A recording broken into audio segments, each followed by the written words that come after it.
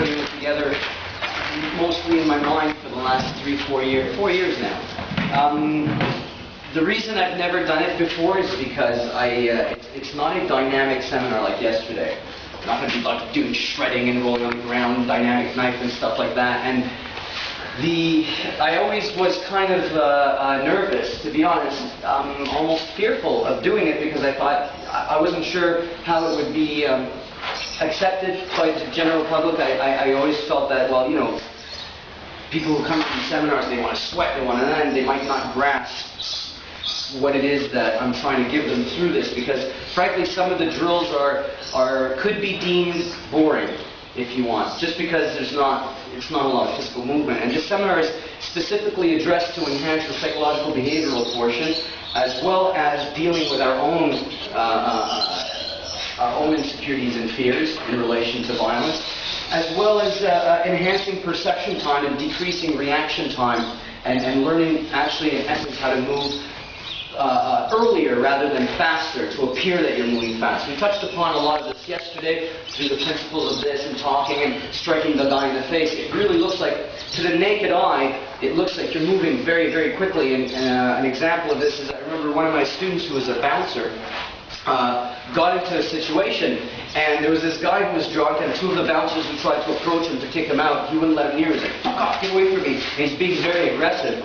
But you know, the other two bouncers are trying to approach him like this. Come on, man, you know, because they don't want to get hit. But Nick, the guy who was my student, walked straight through both bouncers, but he walked like this. He just walked up to the guy and goes, "Hey, man," and he was talking to him. And the guy just kind of calmed down until Nick got almost into his personal space. And when Nick got here and he was trying to talk to the guy got panicked again, and he went to strike. So he just started, he was about to flail. But by the time he started cocking his fist, well, Nick picked that up and he jammed right into his center mass, popped him back, and another bouncer who was behind grabbed him. But everybody who saw that thought that Nick was like lightning fast. It's like, wow, how did you move so fast? But he didn't really move fast. It was an illusion that he moved fast. The reality of it is he moved early. And so, but people weren't able to pick up the pre-contact indicators, so what they saw is a guy about to flail and another guy just jammed. It's like, wow, did you read his mind? No, I didn't. I knew what to look for in body language, that most people, like I was stated yesterday, and I made that reference to the guy watering his lawn and the other guy mowing his lawn. I mean, that's the most extreme version of it, but at close quarter range, it happens a lot. And this is where people get sucker punched. Because they're just, either their mind can't believe that this person's actually about to hit them, or they have no clue what to look out for, and they're just so invested myopically into the situation due to the adrenal stress condition phase. You know, the visual perceptions get shot, and so they end up going into critical focus. And that's one of the worst things that can happen also, going into critical focus. And so what we've done is we've designed a bunch of boring drills to actually heighten our awareness, pick up on body language and pre-contact indicators, so on and so forth. And Dom, come here, sir. And so usually what we tell people is that there are a lot of pre-contact cues that occur just before somebody's going to hit you. Like if they're about to, you know, launch. And there's a variety of them. They don't necessarily all happen at the same time because everybody is different. And so what happens in the facial region is the facial muscles tend to clench and tense, and they talk through their teeth. So rather than talking over and go, "Fucking asshole, I told you," what's going to happen is the teeth are going to clench and they're going to start talking above you. And that's usually a good indicator that they're about to hit you. Because what's happening is, again, the adrenaline starts pumping through their body. The brain goes, "Okay, I'm not fucking pop this guy now." And all of a sudden the entire body has to prepare for that action. So they're going to give way intention to action through that body language every single time.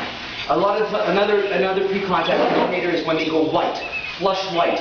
And a lot of people have mistaken that for fear, and that caused them, you know, a beating, or their lives perhaps, because they think that the person's getting scared and they're going white. And this is during the whole ballooning or woofing stage of the assault or argument. And what happens at that point is that it's the blood leaving the body really, really fast, just rushing in all the major muscles. That's part of the adrenal stress condition phase.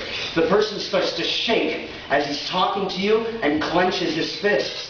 That's a pretty good indicator that he's about to hit you or take off or do something. He's going to take action. right? If they, like I said, if they shift weight from one foot to the next as they're talking to you, that's a lot of adrenaline going through their system, and they're getting ready to hit you.